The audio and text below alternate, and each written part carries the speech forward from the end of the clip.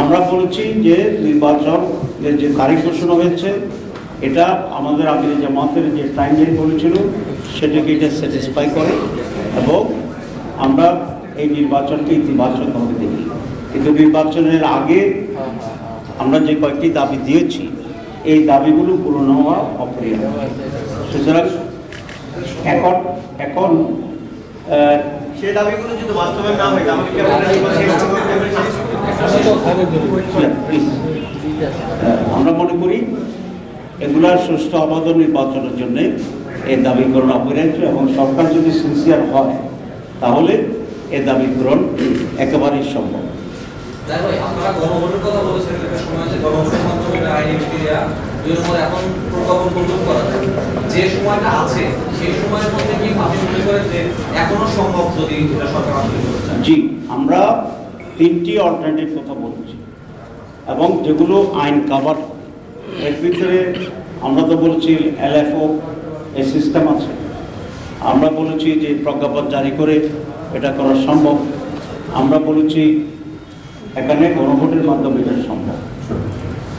এখানে প্রথম দুইটা ইজিয়ার এবং তেমন কোনো সময় তেমন করার কোনো প্রয়োজন নেই। এই দুইটারও একটা গভর্নমেন্ট নিতে পারে। তারপরে যদি গভর্নমেন্ট মনে করে যে না আমরা গণভোটের দিকে যাব, এটা আমাদের একটা দাবি, সেই ব্যাপারেও গণভোট করা কিন্তু সম্ভব। এখনো তো 6 মাসের বেশি সময় আছে। এটা নির্ভর করবে সরকারের সুষ্ঠু নির্বাচন করার ক্ষেত্রে তার কতটুকু আগ্রহ আছে।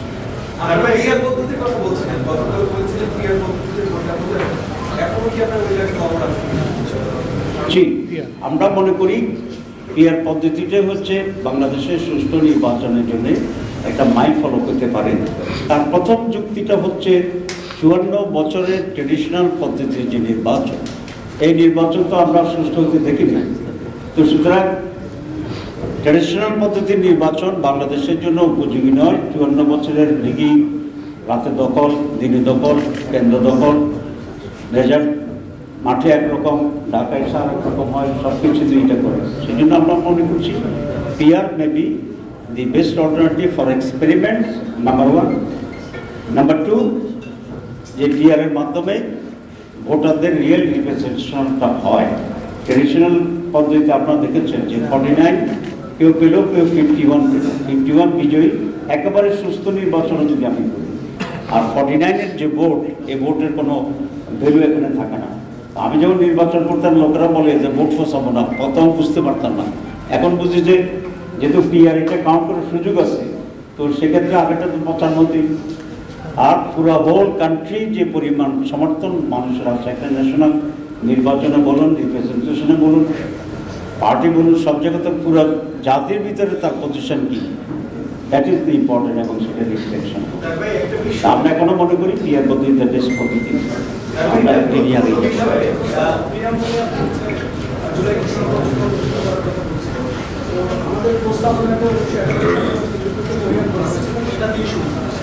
এরপরে এটা ছিল তাকে সরাতে আমাদের 17 বছর সময়। তো এর পরবর্তীতে যতগুলো সরকার পরিবর্তন হয় সবগুলো সরকার পরিবর্তন না, সরকার পরিবর্তন আর জুলাইয়ের বিপ্লব এটা কোয়াইট ডিফারেন্ট। কারণ হচ্ছে 71 সাল যেমন একটা ডিফারেন্ট ইস্যু, জাতির স্বাধীনতার ইস্যু ছিল। 47 সাল যেমন একটা ডিফারেন্ট ছিল, আমাদের জাতিসত্তার বিকাশের যে একটা সুযোগ ছিল। জুলাই 41 বিষয়টা কিন্তু প্রায় তার কাছাকাছি, আমি ইকুয়াল বলতে চাই না, কিন্তু এটাও জাতির জন্য অত্যন্ত গুরুত্বপূর্ণ। সেই জন্য আমরা এই দাবি করছি। কিন্তু সব সরকার পরিবর্তন হইলে কোনো ঘটনাকে উঠে দিলে সেটা তো একরকম।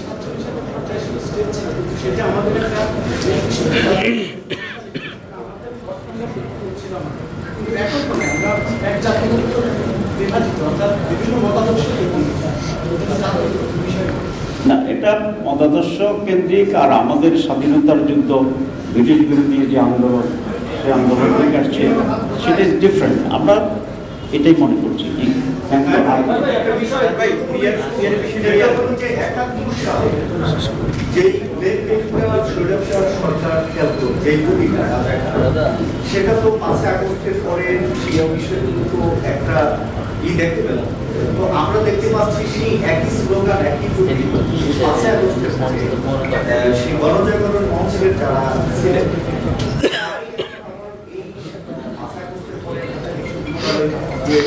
কথা তো বলতেছে সেখানে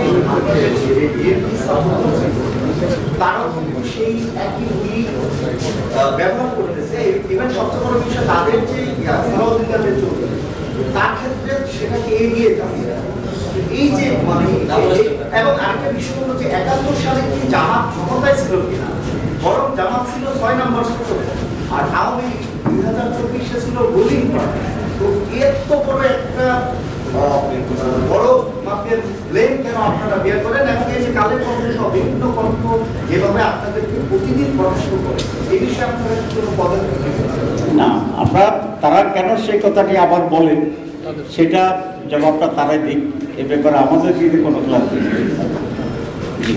ভাই আমার প্রশ্নটা একটু ক্লিয়ার করুন। আপনারা ক্লিয়ারের কথা বলছেন, ক্লিয়ার পদ্ধতি নির্বাচনের কথা কমিশনার বারবার বলে আসছেন, আমরা এটা দেখতে সেটা হলো ক্লিয়ার নিয়ে এখন পর্যন্ত প্রধান রাজনৈতিক দল ভাবে এখন নির্বাচনের বিরুদ্ধে যে কোনো প্রধান চেষ্টা করে গিয়েছে সেই ক্ষেত্রে নির্বাচন কমিশনের এই বিষয়ে কোনো সিদ্ধান্ত যারা শেষ পর্যন্ত যদি ক্লিয়ারের না হয় তাহলে আপনারা নির্বাচনে অংশগ্রহণের ক্ষেত্রে আপনাদের অবস্থান কি?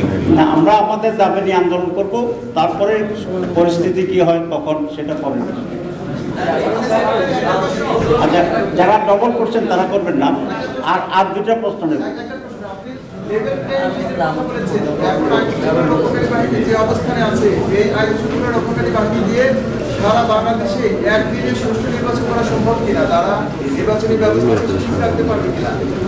আমরা মনে করি যে আইন শৃঙ্খলা পরিস্থিতি বর্তমানে যেটা বিরাজমান সেটা মাধ্যমে একটা সুষ্ঠু অবাধ নির্বাচন করা খুবই ডিফিকাল্ট। সেই জন্যই এখানে আমাদের পরিস্থিতি উন্নতি করা দরকার এবং যা যা পদক্ষেপ নেওয়া দরকার সবগুলি নিতে হবে। আমরা কিছুটা ইঙ্গিত লাস্ট কোশ্চেন তাই আপনি তো করছেন আগে একটা, এটাই শেষ লাস্ট কোশ্চেন। সনদের যদি বাস্তবায়ন না হয় এবং একই সঙ্গে আপনাদের যে পিআর সহযোগিতা যদি বাস্তবায়ন না হয় তাহলে নির্বাচনে যাওয়ার ক্ষেত্রে আপনাদের কোনো আচ্ছা, এই প্রশ্নের জবাব তো দেওয়া হয়েছে।